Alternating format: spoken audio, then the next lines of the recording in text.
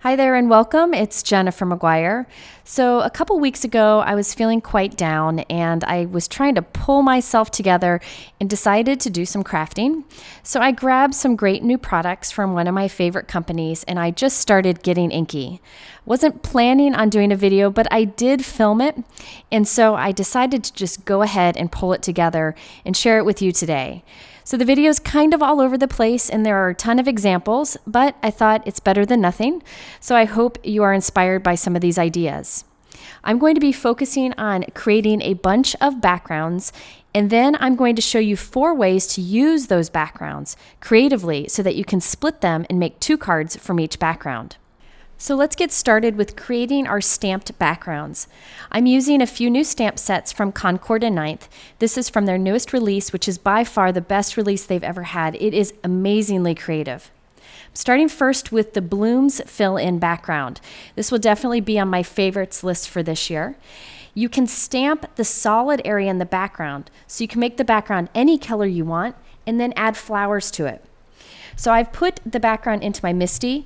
You do not need a stamping tool for this. You can just stamp by laying it on the table and inking it up and putting the paper on top, or using a large acrylic block. Since I'm mass producing cards today, I decided to use the MISTI. When you have a large stamp like this in your MISTI, you do need to give it lots of pressure to make sure you get good transfer of ink, and look at that beautiful background you get. I do have the inks listed above so you can see what I used. Now I'm also doing some where I heat emboss the background. So here I'm stamping with VersaMark Ink, and then I will gold heat emboss the background. I just wanted to show you that with a background stamp like this, you can get a variety of looks just by changing up the inks or the techniques, such as with heat embossing.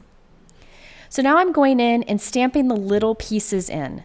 So this Blooms fill-in stamp set has lots of little images that are designed to fit into these open flower places. You can do all of them or just some of them. You can do the layering if you want, or you can keep it simple.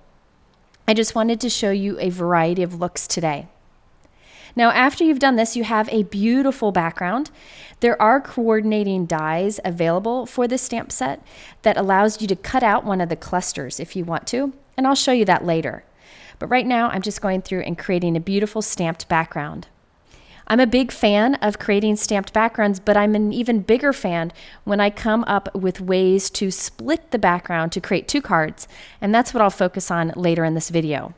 Now I know I sped through that stamping pretty quickly, but it is an easy stamp set to use and very forgiving. And you can get a variety of looks from it, including this one where I did a black stamped background with colorful flowers inside.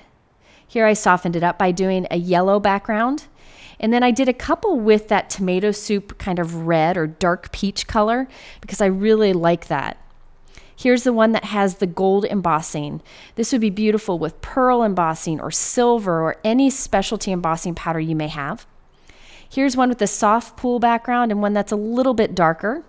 And then I added some pool or yellow flowers in the center. Here's one where I did a Hero Art soft granite background. I think that's a beautiful soft gray. And then one more with that tomato soup background. Now this is the coordinating die set for it. You can cut out little flowers or additional little images to add on top. Or there is the one piece that you can use to die cut out one of the clusters of flowers. So you can get a couple from each of the backgrounds and then add them as accents. I wanted to go ahead and cut one of these out so you could see how it looks. And later on, I will use this piece on a card. So now that I have a bunch of floral backgrounds created, I wanted to create some plaid backgrounds too. This is the new Concord and 9th plaid background set. Now I'm using my stamping tool here just because I'm making several at once, but you could just use a large acrylic block or lay the stamp on your table, ink it up, and press the ink on top. I'm using VersaMark ink here because I thought I'd try making a kind of Christmas looking plaid. So I'm adding just the VersaMark ink and then gold embossing powder. I thought this red on gold would be pretty. After I heat set this, I'm going to go ahead and use the stripe stamps that are included in the stamp set. These are 2 stripes that are connected together, and they're evenly spaced so that you can stamp the stripe detail over the plaid. You don't have to use this part. You could just leave the plaid as is, but this really adds quite a bit to it. So I stamped the stripes in both directions, and now I'm adding some silver glitter embossing powder so that it would have lots of sparkle to it. So I have lots of plaid background examples for you here. This one's a light craft cardstock with gold and silver heat embossing on top. Next, I have a soft gray background where I stamped with a gray ink and then silver heat embossed the thin stripes. The one I have after that is the red with the gold and silver embossing that I showed you before. And then the last three, I just used some scrap cardstock pieces I had and did some stamping of the plaid pattern on the background. So stamp sets like this are great for using up scraps and creating beautiful pattern papers yourself. Now the next background I wanted to show you before we go into making the cards is using the Concord & 9th Holiday Turnabout stamp set. This is a very clever stamp set. I've done Turnabout stamp videos in the past and I'll link to them here. Now to start your Turnabout stamping, you use this little key on the back of the stamp. You line the stamp up with that key, and then you draw a little black X onto the back of your stamp that lines up with the X on the little key. This marks the center point of your stamp for you. You only need to do this the first time you use the stamp set, and then you don't have to do it again. Now this is a piece of white cardstock that's cut to 6 by 6 inches, and it's actually the packaging. I just flipped it over, and I'll keep this. This is my turntable, and I'll use it over and over again with this stamp set. And I just created an X connecting the corners. Now I lay my stamp right onto that X, lining up the X on my stamp with the X on the paper, and I'm ready to get stamping. So now I temporarily adhere whatever cardstock I want to stamp on onto that turntable and stamp my first impression. Now after I've stamped my first impression, I can rotate that whole piece and then I'll stamp it again. And these images will fit nicely into the open areas between where I have already stamped. So you really do want to have a stamping tool for this particular type of stamp set. And again, I know I'm showing it very quickly here, so I will link to some videos where I show a little more in depth how to use these turnabout type of stamp sets. But here I'm just using a variety of Distress Oxide inks to stamp on a craft background. And again, remember to keep your turntable so that you can use it to use this stamp set over and over again in the future. And there we have another stamped background ready to go. Okay, so now that I have stamped a bunch of backgrounds here, we've done the floral, the plaid, and the turnabout, it's time to turn them into cards. And again, I wanted to take one background and change it so that I could create 2 cards from it. So I'm getting double the amount of cards. And I wanted to show you 4 creative ways to do that. The first one that I wanted to share with you is to do a die cut inlay technique. For my first set of examples, I'm using the Concord & 9th Ornamental Stamp Set and Coordinating Die Set. It has all of these images that can be used to create a beautiful ornament look. You can either stamp in the center the Merry and Bright or additional little flower images. These are well thought out so that you can use them in many ways to get different looks. Now I'm also going to be using the coordinating die set for this. The die set also gives you more looks for it. It cuts out the outline of that ornament, but it also cuts some detail pieces that you can use on the inside and also a little topper for it. So there are many ways you can use this, and I'm just going to show you one today. I'm using one of my plaid stamped backgrounds to die cut the ornament. This will give me 2 pieces so I can make 2 cards from the one background. Now I also want to die cut the same thing from a piece of craft cardstock. So I am lining up the negative space on my craft cardstock, just holding it there. Then I'm popping the ornament die right into place. Then I'll tape that down, remove the negative space, and die cut the craft piece. This will give me the ornament cut in the exact same spot on the craft piece of cardstock. So now I have 2 cards that I can assemble. One has the plaid on the outside and one has the plaid on the inside, and I can inlay the pieces. Now for the plain craft ornament, I just used the detail dies from the Ornamental die set to add some little embossed details to it. So basically these little dies here kind of poke some holes and add some faux stitching, really beautiful detail. Now I glued the plaid negative space onto a white note card, and now I'm gluing into the open space that little craft ornament I created. and it just inlays in, so it gives you a nice smooth look. Now on the other white note card, I'm going to glue down the craft negative space, and then in the opening, glue down the plaid ornament. So I end up with 2 cards with an inlay look using 1 stamped background. This is a great way to stretch that stamped background into 2 cards. To finish these cards off was very simple. I die cut the ornament toppers from the same die set and put gold heat embossing on it so that it had some shine. Now here I'm adding just some little gold bows to the top too. And then I just added my sentiment. Now for the Happy Holidays card, all I did was white heat emboss on a coral cardstock strip and add it right onto the ornament. And for the Merry and Bright, I just white heat embossed that sentiment and I stamped right across the entire card. And because it's inlaid, I can stamp across the 2 pieces and still get a continuous look. If you don't have any fancy shapes like this ornament, you could always do this technique with the circle or square die. Now I wanted to show you another set of examples using die cut inlay to show you the finished cards. But these cards use the Concord and 9th Trim the Tree stamp set and coordinating die set. I really like that the die set comes with lots of details so that you can use it with or without the stamp set. So again, I took 1 plaid background and I die cut from it. And this time I die cut the tree. And then I used it with the die cut inlay technique to create 2 cards. On this one, I have the plaid in the background, and then I silver heat embossed the sentiment onto the white tree. Now on this one, I have the white in the background and the plaid tree in the center, and just added a die cut sentiment and stamp sentiment to it. So these first 2 sets of examples show how you can take 1 stamped background and use the die cut inlay technique to create 2 cards. Now my next idea for doing 2-for-1 backgrounds is to do a die cut window technique. So this is a little bit different. This time I think it's helpful to look at the finished cards first because it will help you understand what we're doing. So I have 2 cards. One will have the die cut on the front and the other will have this fun fold out card with a window on the front. So let's do the fold out first. I have a top folding white note card and then this wonderfully shaped die from the Blooms Fill-In die set that coordinates with the Fill-In stamp set. Now I'm going to temporarily tape it onto the front here, and I'm just holding this patterned stamp piece onto the front of that white note card. I'm going to open up the note card and then run this through my die cut machine so that the die cuts through both layers and I end up with a window on both the stamped piece and the note card. So this white note card that is 4 1/4 by 5 1/2 will open upward. I have another white note card that is 4 1/4 by 5 1/2 also, but it'll flip downward to open. So this is how I put them together. I'm going to just glue the backs together so one will flip up and one will flip down, and that way we can write a sentiment on the inside without seeing it through that large window.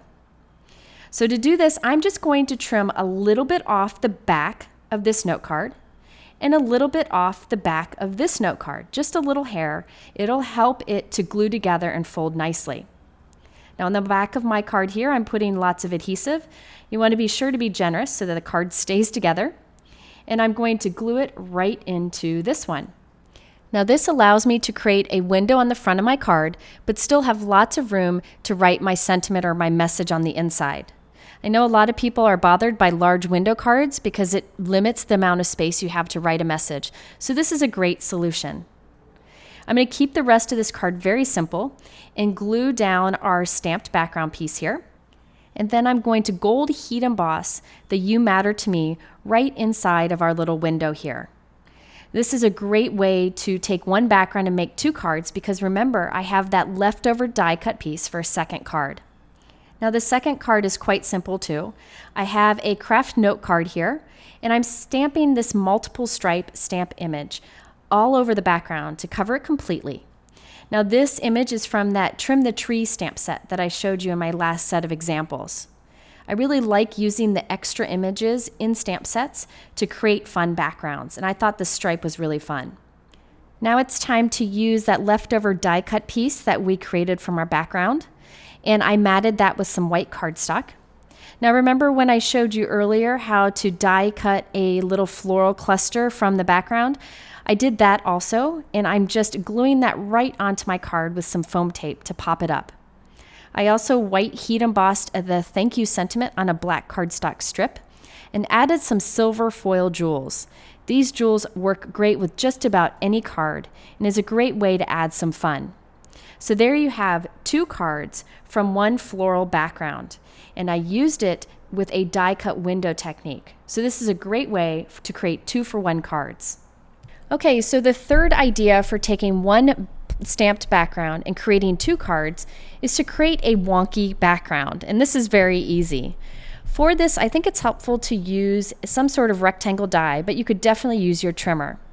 I decided to make it look a little more special by using a stitched rectangle die, and these particular ones are from Fawn.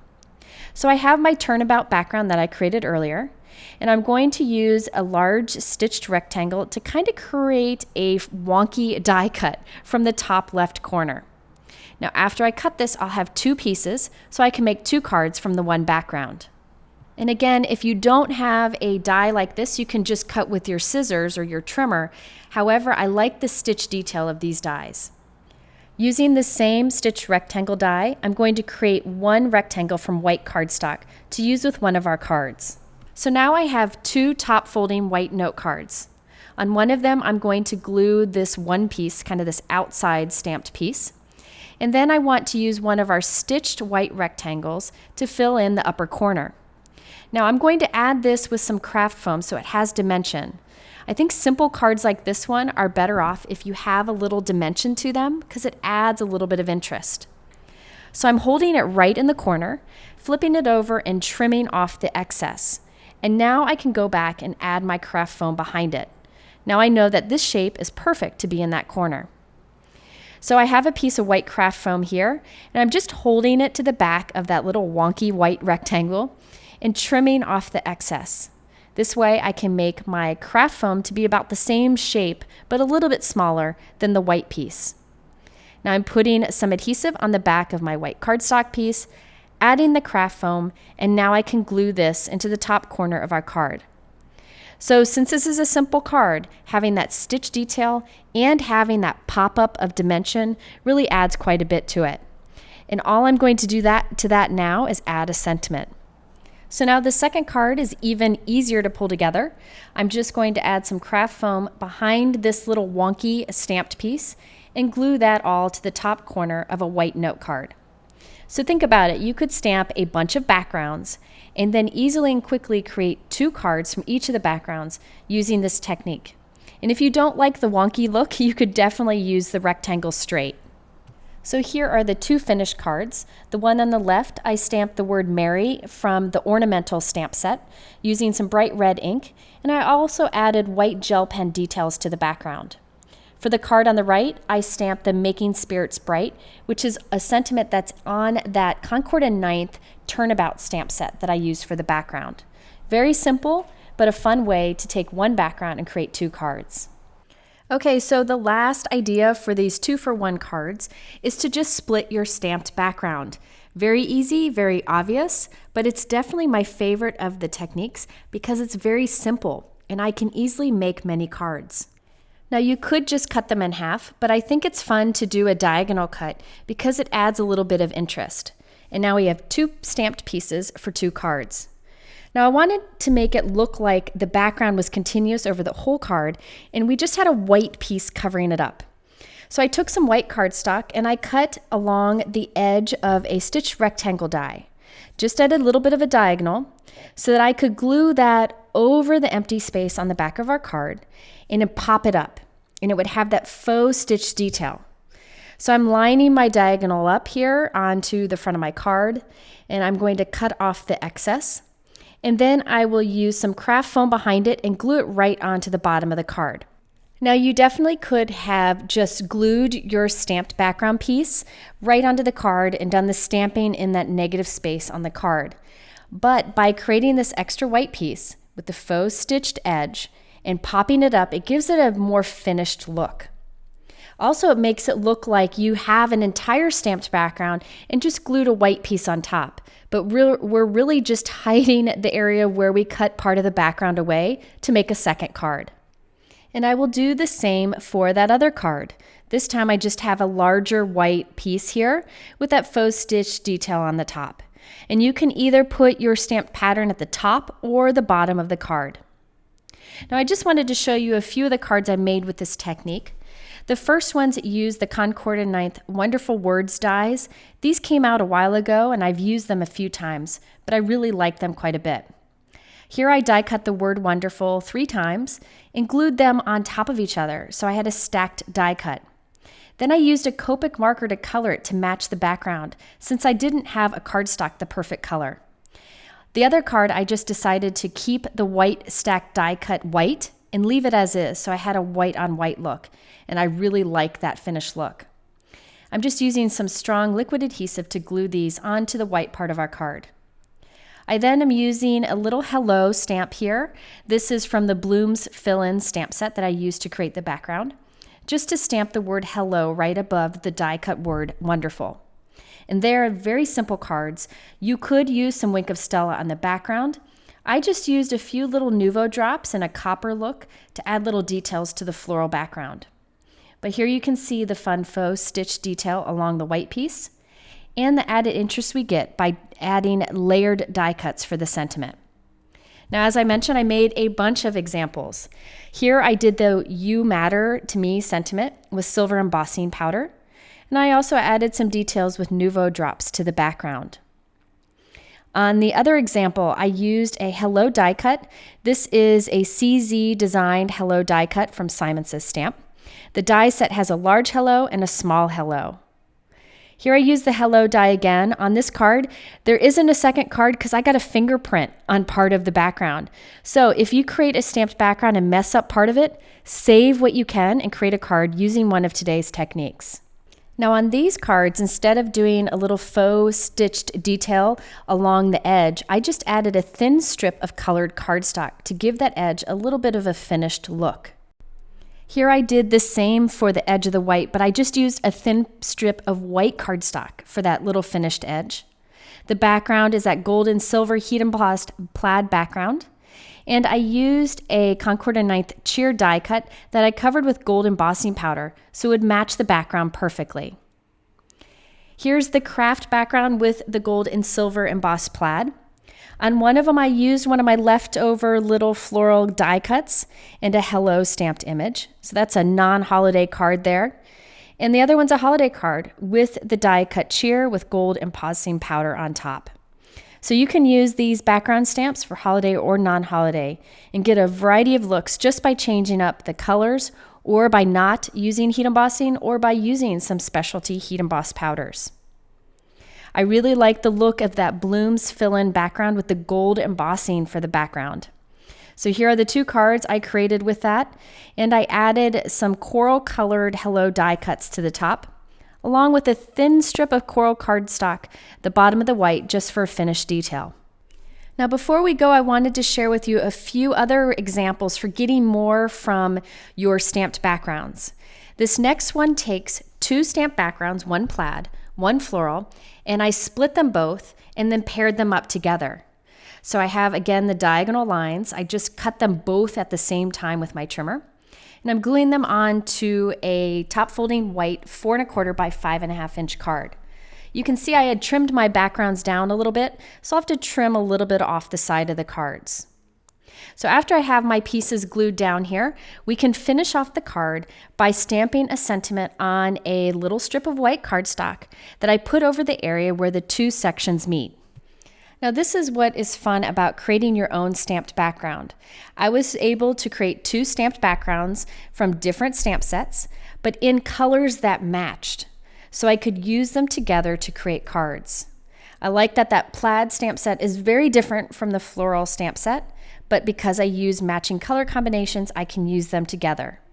Now, if you don't have stamp sets that are large for creating backgrounds, like the ones I used today, you can create your own backgrounds by repeatedly stamping any kind of image you want, or you could even use pattern paper. So check what you have. You probably have things you can use for today's techniques. And I have one more tip with one more example. This is one of the Blooms Fill-Ins backgrounds that I created with my stamping.